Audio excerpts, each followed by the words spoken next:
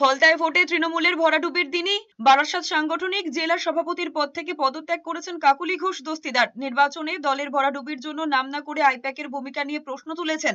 রবিবার তৃণমূলের রাজ্য সভাপতি সুব্রত বক্সিকে পদত্যাগ পত্র পাঠিয়েছেন কাকুলি ঘোষ দস্তিদার। দলের ভরাডুবির দায় নিয়ে সভাপতির পদ থেকে ইস্তফার কথা জানিয়েছেন তিনি। তৃণমূল সাংসদ দাবি করেছেন তার মতো অভিজ্ঞ রাজনীতিকের উপরও চোটপাট করেছে একটা ভুঁইফোড় সংস্থা। গত কয়েক মাস ধরে যন্ত্রণায় ভুগেছেন তিনি। রাজনীতি করছেন 40 থেকে 42 বছর, একটা মেয়ের বয়স 22। সে এসে ধমকে যাচ্ছে। তার দাবি সর্বনাশ করার মূলে যদি কেউ থেকে থাকে তাহলে ওই সংস্থা। ওরা মনে করেছেন সংসদীয় কাজ হয়তো আমি পারছি না, এটা তো তাদের ব্যাপার। কিন্তু ওরা এমন ভুলভাল নির্দেশ দিত, এমন অথরিটেরিয়ান, বুঝেছেন? মানে অথরিটেরিয়ান মানে হচ্ছে ধরুন অটোক্রেটিক একটা অ্যাটিটিউড নিত, যেন ওইখান থেকে কথা বলছি আর আমাদের সবাইকে শুনতে হবে। তা তো নয়।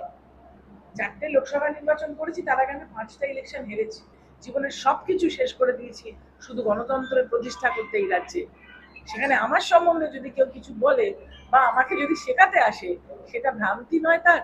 এদিকে কাকুলি ঘোষ দস্তিদার যখন পদ থেকে ইস্তফা দিয়েছেন তখন তৃণমূলের দমদম সাংগঠনিক জেলার সভাপতির দায়িত্ব দেওয়া হলো মদন মিত্রকে। এতদিন তৃণমূলের দমদম সাংগঠনিক জেলা বলে পৃথক কিছুর অস্তিত্ব ছিল না।